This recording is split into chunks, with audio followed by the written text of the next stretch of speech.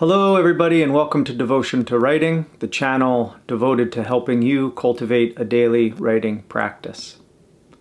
Today I wanted to share with you a book I've been reading called The Creative Habit by dancer, choreographer, and author Twyla Tharp. Now I thought in this book I found so many useful pieces of advice on the creative practice and why it's necessary and how these obstacles, these impediments that come up for us, how we can overcome them in order to remain creative, in order to keep showing up and writing. Before I get into the book and some of the advice that Tharp gives, I just want to say, let's be honest, the world really is not asking us to be more creative.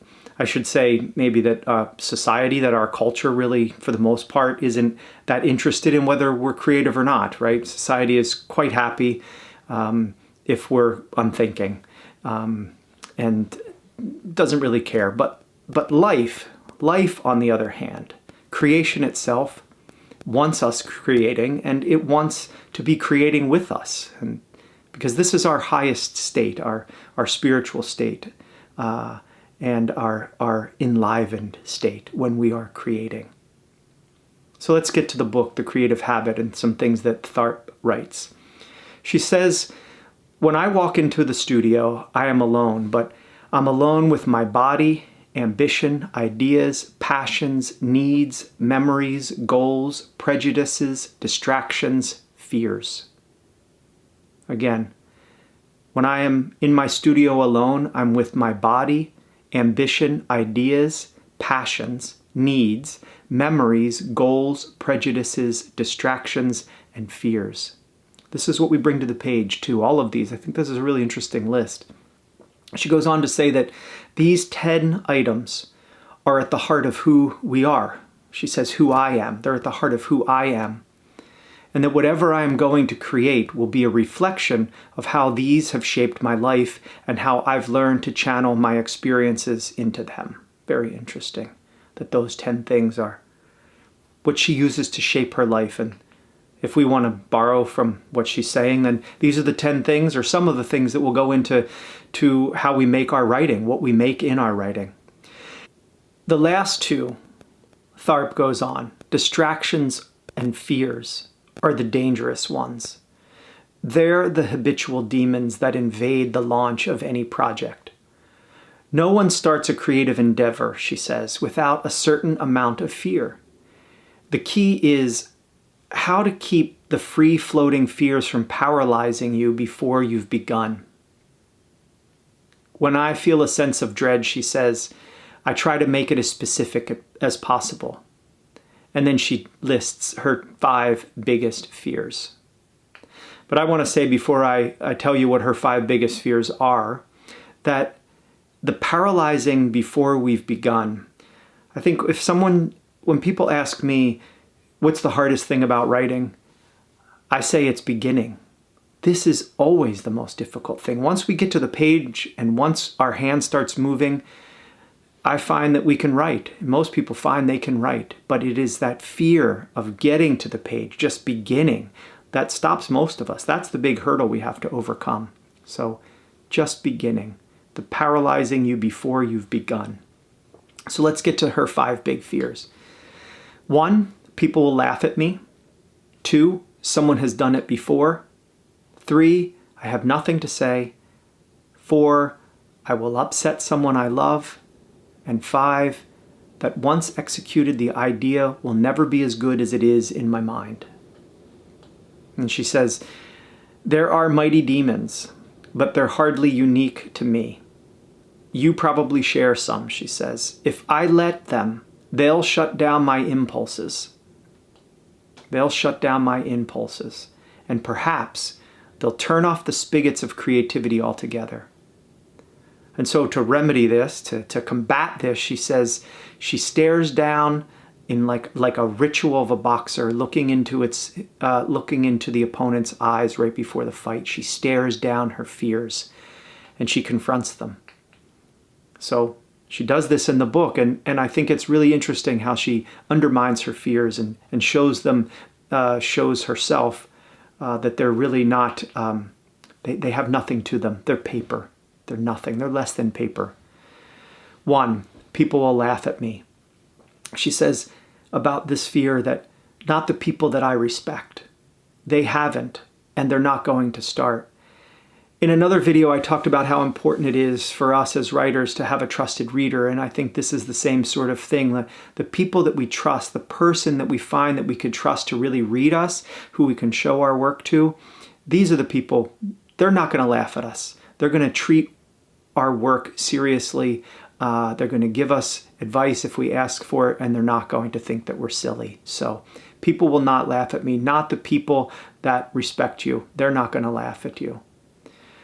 2, the second fear, someone has done it before. She says about this fear, it's all been done before. Nothing is original. Not Shakespeare, not Bach, not Homer.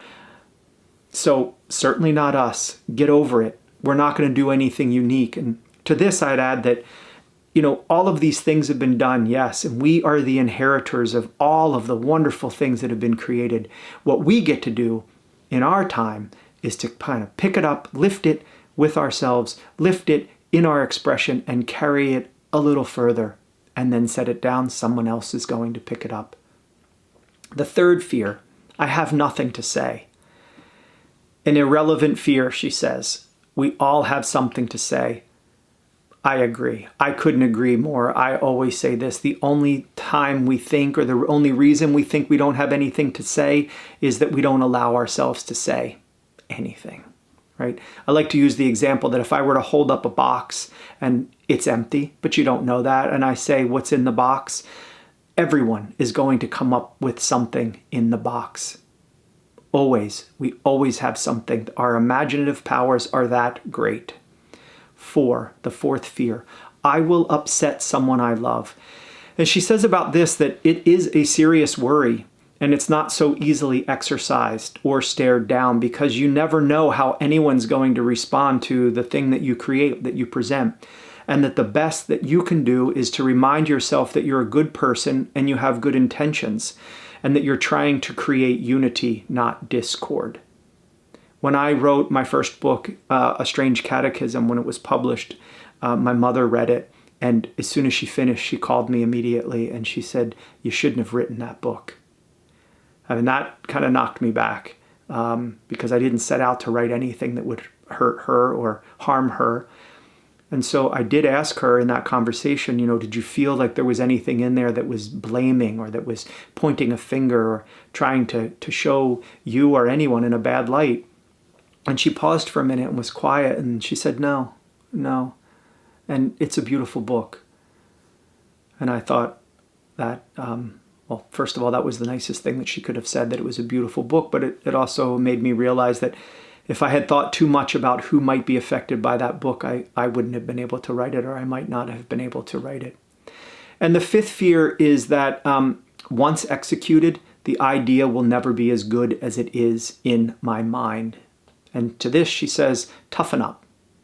And then she quotes the 15th century architect and theorist Leon Battista Alberti, who said that errors accumulate in a sketch and they compound in the model, but better build an imperfect dome in Florence than cathedrals in the clouds.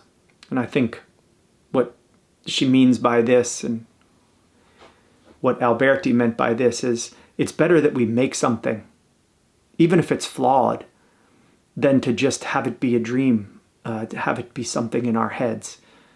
And I certainly agree that I'd rather have something on the page that I feel is imperfect, that has its flaws, than never execute the thing that's in me, to never try to even give voice to that. That is something that is very difficult to live with, that kind of a regret. So anyway, I think this book, The Creative Habit by Twyla Tharp, is a really useful companion. It could really help you in your own creative practice and solidify your practice and your habit. You can find it anywhere. It's available online, most likely available at your local bookstore. So check that out if you think that it would be something that you'd like. The Creative Habit, Twyla Tharp. And if you like this video, please subscribe. Do me that favor. Also, give you an alert, hopefully, with the next videos I put out. Also, if you'd like to know more about my workshops and retreats that I offer, you can check out devotiontowriting.com, and you can follow Devotion to Writing on Facebook and Instagram. So I hope this was helpful. I hope you'll write today. I hope you'll write deeply today. I know that you'll write beautifully. And blessings.